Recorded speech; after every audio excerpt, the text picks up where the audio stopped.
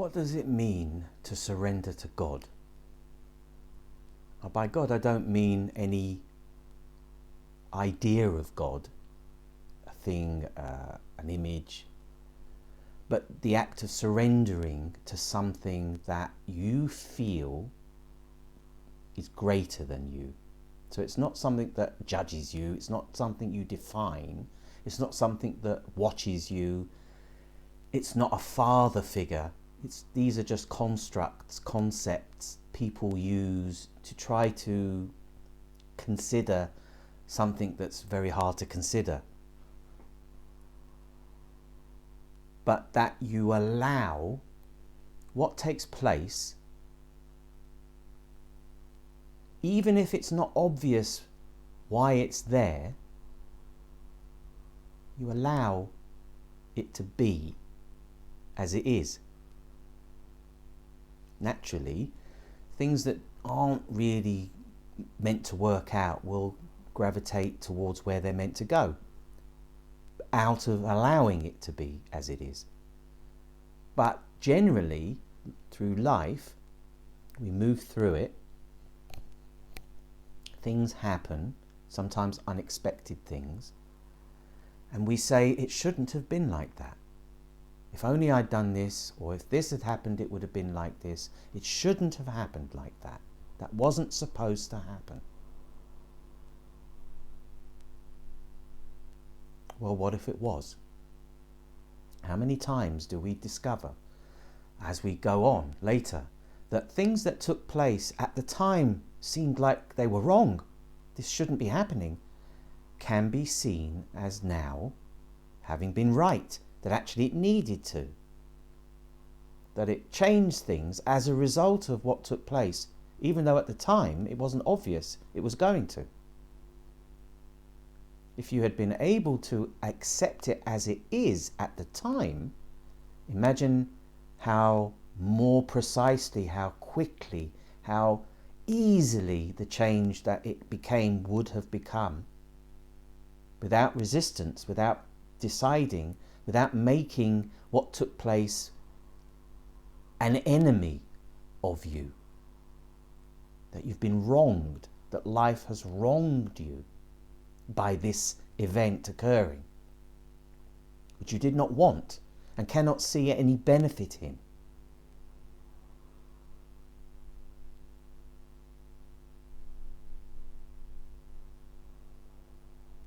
Everything is connected, and science is proving it. Just now becoming to understand this on a quantum level, what mystics have been saying forever. We are all one. Everything is one thing. Everything is connected. It has its own unique perspective. That's what allows me to experience from here, from this place, this moment, as me, within me, which is unique to me and not you. But yet we are all still within oneness in that.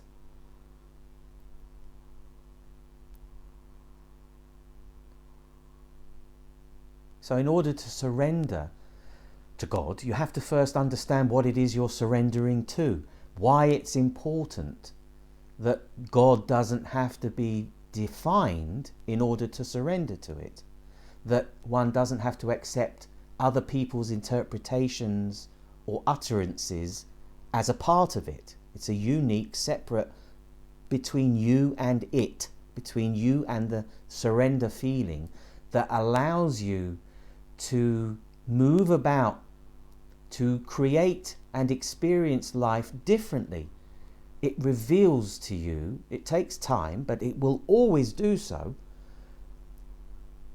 the interconnectivity, the intelligence, the orchestration, the fact that things seem to happen sometimes in miraculous ways, which is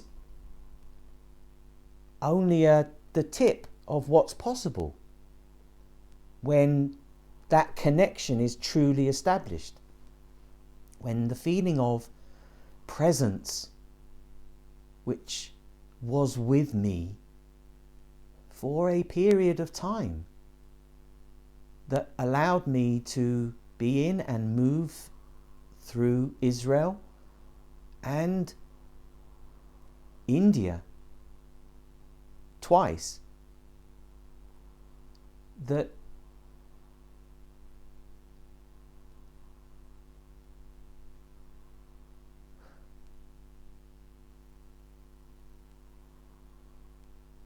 is unmistakable. It's so obvious from where I look that it is real, that there is something, that it is close, that it becomes effortless to let it do it, because it is both me and not me. It is not, I don't feel it as all of me, even though it is in me, but it is not outside of me, even though it is. Things organize and happen kind of in a way that you can't imagine, yet can see how it still could have been by some other perspective, and expand into that.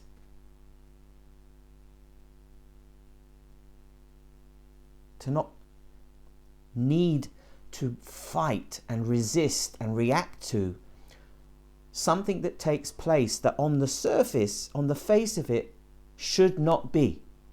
It should not be like that. And to only see it that way, only see it that way.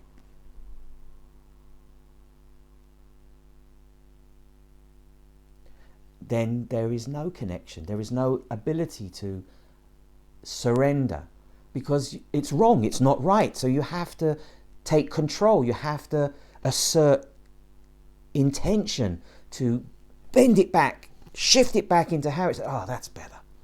Okay, I'm okay now. It's fine, it's better, yes.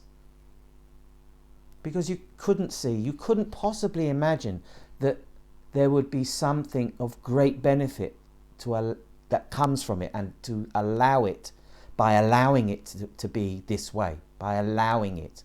That doesn't mean you're condoning it.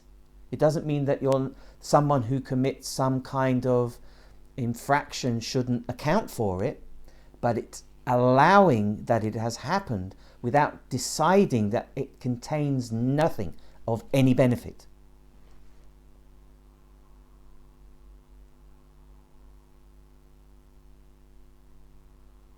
And it's a practice, because you don't always do it right, you don't always get it right. Certain things, certain tests, you could call it, temptations that arise. This one doesn't get me, this one doesn't get me, this one doesn't get me.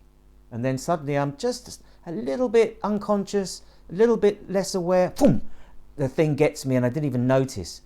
Before I know it, I'm in it, I'm involved in it, and having accepted its reality in a sense, it is. I'm now living in that world, and some of those are so profoundly deep that you just have to start making the best of it.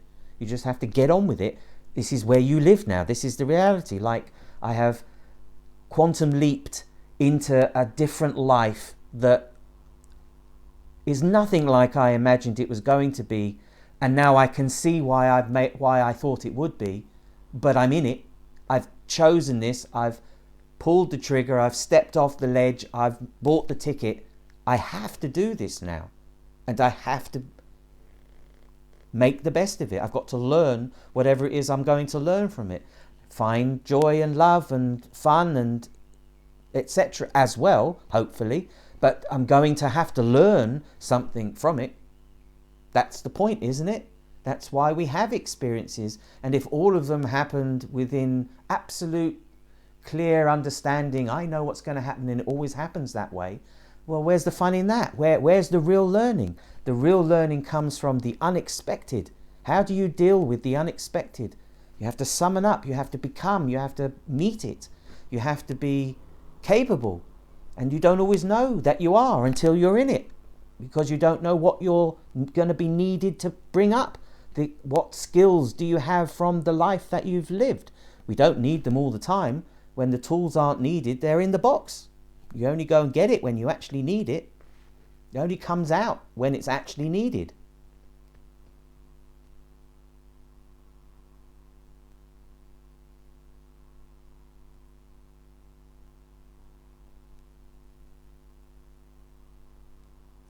The feeling of surrender for me has not been anywhere near as real, as strong, as clear as it has been, as it was during those times when I travelled alone and felt carried, supported, looked after. I just had to let it. I just had to let it do it, and it did it. And it never, ever let me down. It was just there. It was constant. It was real. It just took no form. I didn't have to worship it or thank it, other than to feel grateful for the fact that I had it at all.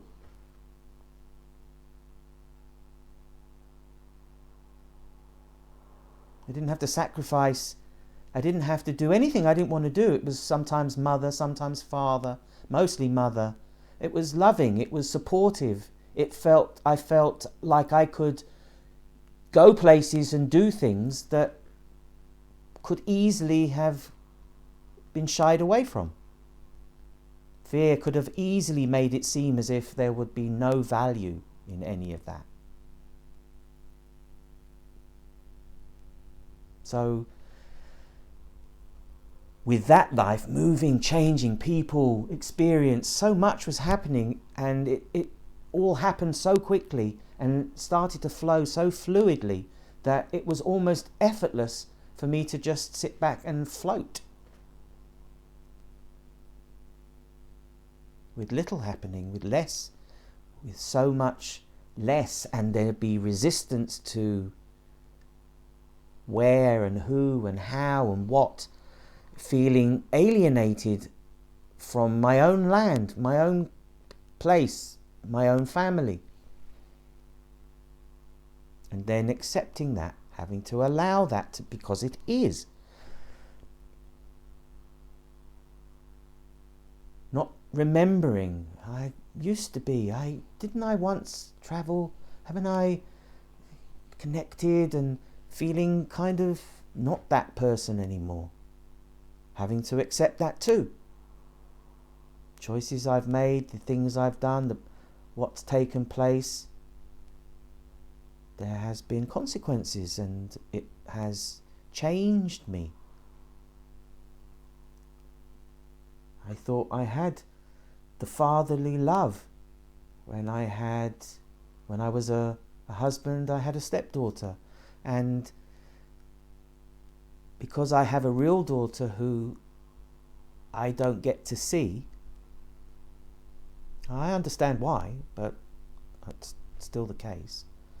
Suddenly there is a surrogate, there is someone of a similar age, and she reminded me of her a lot, and we got on okay. I didn't see her very often, but when I did, I felt a very strong paternal feeling. It reminded me of the love I had for my daughter, which I wasn't able to express. So I could, in a small way, because she wasn't Emily. She was very different to Emily. Much more privileged and just very different.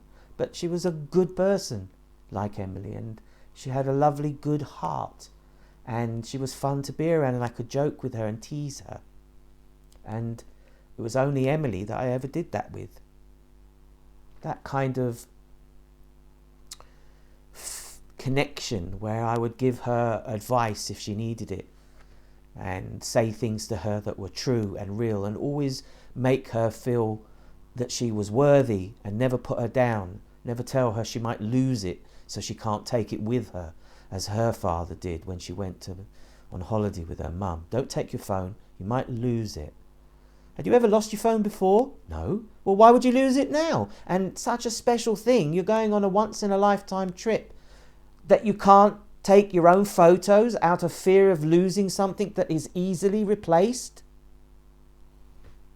How does that make her feel as a person growing up. So I tried to balance that because she was worthy of that. She was a bright, intelligent, lovely child who made me feel like I was a dad again, in a tiny way, for a few moments.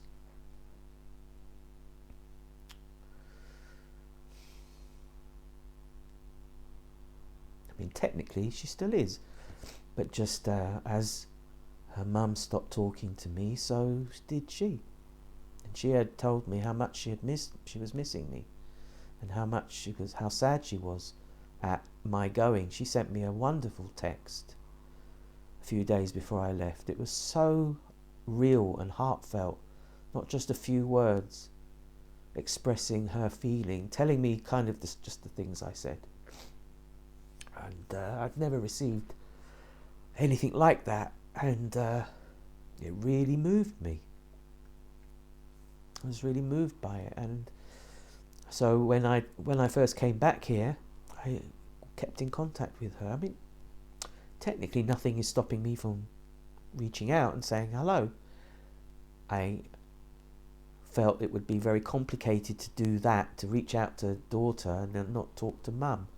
It just seemed wrong. I'm either in their life or I'm not. We're doing it or we're not doing it. But maybe one day I will speak to her again.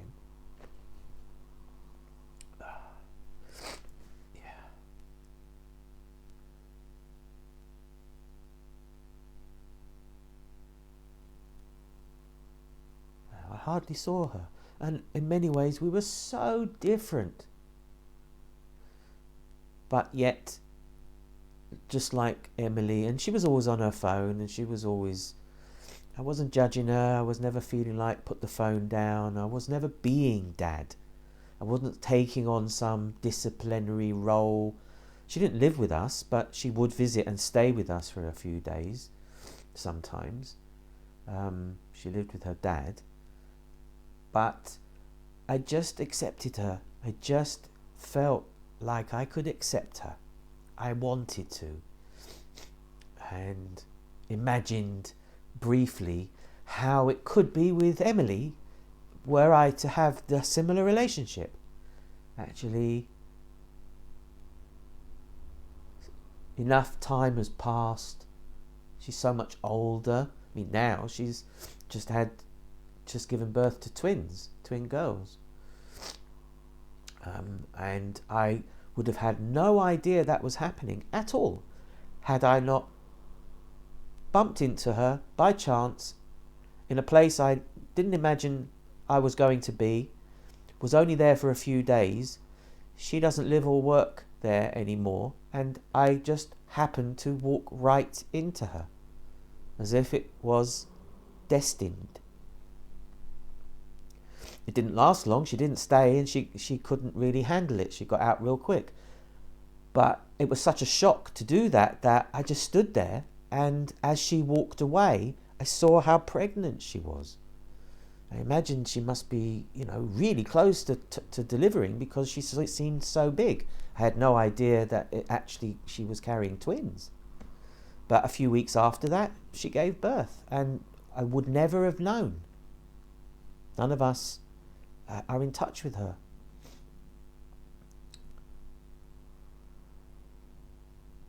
Suddenly, I'm a grandfather. Well, what does that mean? I'm not even really being a father. I'm not in her life. I just got like a little snippet, just a quick window open and then closed again.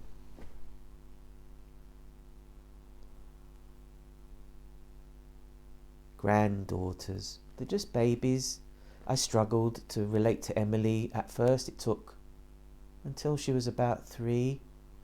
When I could recognize her personality, I could recognize her, that I knew how I could be with her, to communicate with her. Then it started to make sense to me. But until I could recognize her, it was really Sarah who just looked after her, who met her material needs, who fed her and changed her and bathed her. I played with her, I carried her, etc. But Sarah took care of all that, and I just knew. At some point when I looked at her, I would recognize something. I would see it in her. And then I would know how to be her dad. How I would start to be her dad. To help her grow, help her become herself, allow her to experience freedom, not impose religious beliefs or ideologies, not insist she do it this way or that way. At least that was the intention. Give her as much freedom as it was possible to give her, guide her in a world that is still sort of largely a male world in the way that sort of people do things, give her access to things that other boys might have done, not girls. Just make her free. Bring her up basically to be a strong and independent, free-thinking, aware, intelligent woman. And that's what happened. And as a result of that, and we lost the ability to be in contact with each other, I can't really complain the fact that she is. Now that she's actually become a strong-minded, independent, loving, caring person with a real family, in a real world, doing a real job, but I can't be a part of it, well, I can't complain, because that's the action of someone who's strong-minded and free-thinking, and she has to do it the way she needs. That's why I don't insist or attempt or pop up or knock or turn up or write, or I just give her what it is she wants. All I can do, all I have left to be a dad, is to give her the right to not have me as one.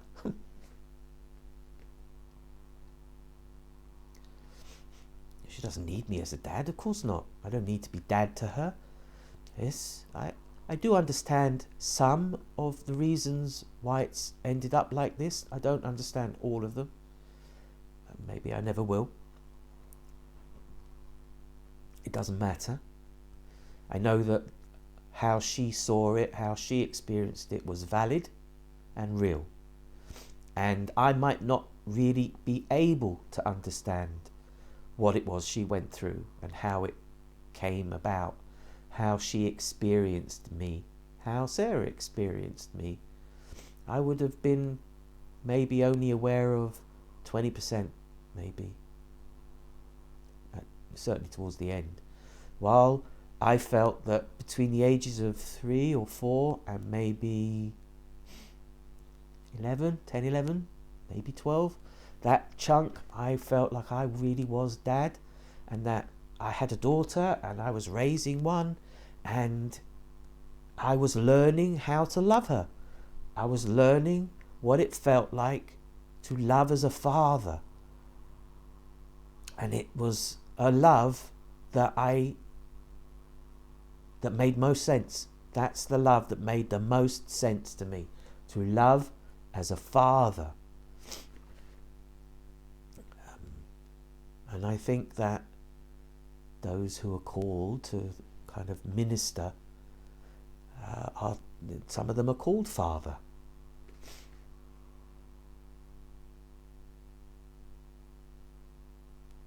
I do like being around children. I always seem to have an effect on children, and often they me.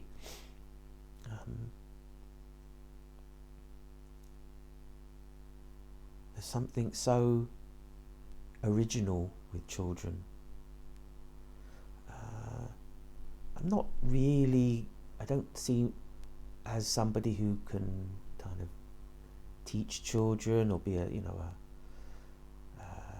junior, and I'm not even sure what age of children. Sometimes people think I'm a child.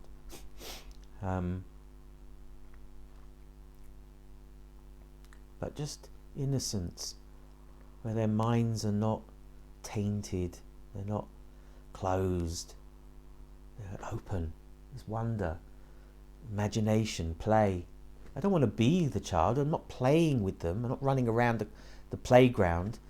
But there's something about being around children. Yeah, sometimes I'm playing. I did get the chance to play with some children when I was in America. Meet children and be around children briefly. Strange children, some odd children, unexpected. And I always felt easier amongst them. It's just easier for me. I still give them the same, I still treat them like I treated Emily. Still see her as a young adult rather than a child. Rather, you don't know as much as me, now listen to me. No, she's a young adult. Give them space, let them express. Offer them suggestions or reflections, but it's their life and they've got to find it. And I can't possibly understand it by looking at them for 3 minutes and then think I've got it all figured out.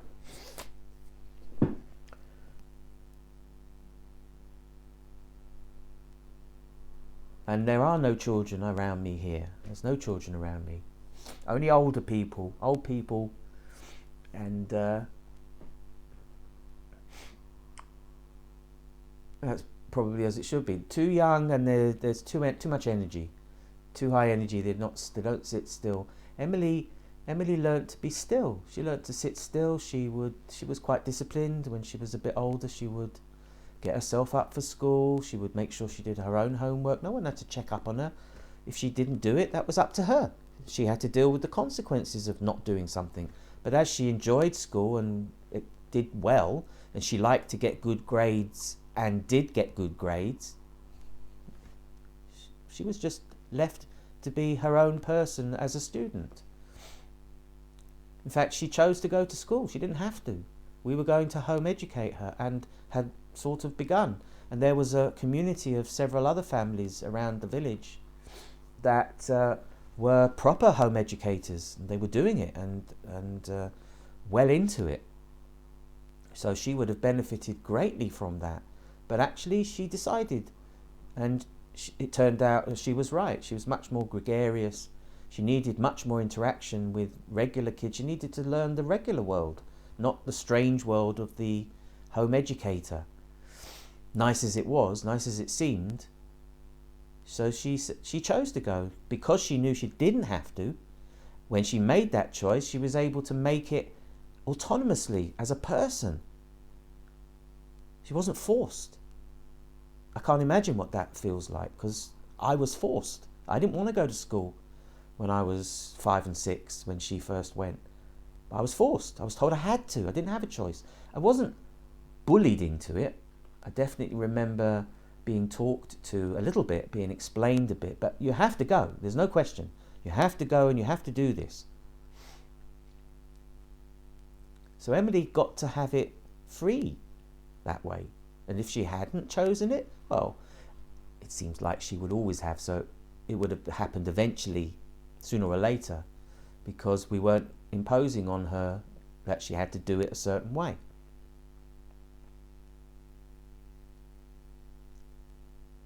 When I look back, what I see is good things.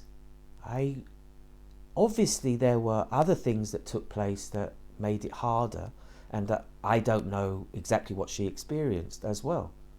But what comes back to me when I recall her, when I think of her, are forgotten things of shoulder lifts and picking blackberries, and one time I would let her walk out in the village, just walk off on her own, and I would keep back, 25, 30 feet, not on any rope or anything, and just let her go wherever she wants. Yes, it was only a small place, relatively speaking, but there were still cars and roads, and just let her go off. I don't know how young she was. Just keep an eye on her, but let her make the decisions. And she ended up going into somebody's garden. She saw some toys in there, and she started playing with them. I sat down on the bench and let her play with the toys. I'd never been here before.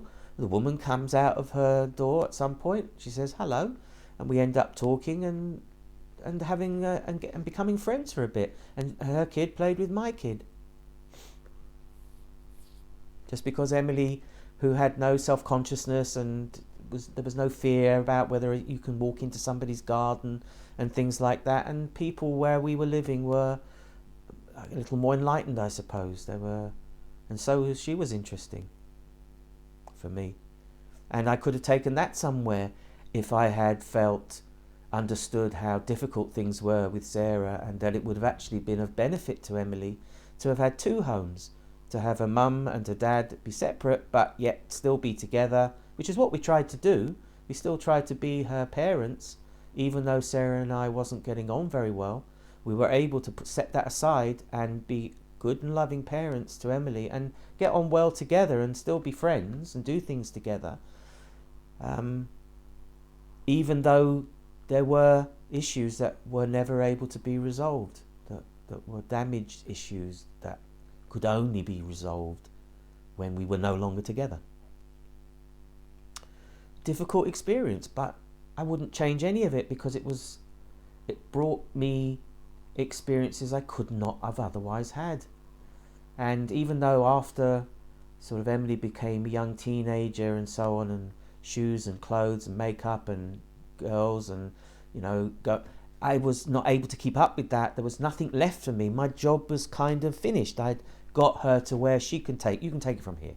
You've got all the tools you need. You know how to be in the world. You've got all the technology to your fingertips. You've got loving family to support you, friends who love you, and it was just wonderful to see her blossom into a beautiful woman. And in a sense, then I had to go, because I have to go back into the world. I've still got more to do. I've got more people to meet, things to learn. I have to do it there. I can't do it here. I didn't have any life, and there would be no life for me there. I understand that. Beautiful place as it is. So I've often thought about, well, recently, bumping into Emily and then understanding that this is not the time for connection. She's got quite an uphill struggle, taking care of two babies. Yes, I know she's got wonderful support. She'll have support around her. But still, taking care of two babies for the first time from scratch, the get-go, can't be easy. We struggled just bringing up her. There was a couple of thoughts about whether there should be another one, and we did sort of look at it for 3 or 4 days, but no. It was hard enough to deal with one and give her the right kind of attention. I can't imagine how difficult it must be, how much more challenging it must be to do that with two. I know it's possible, but not easy.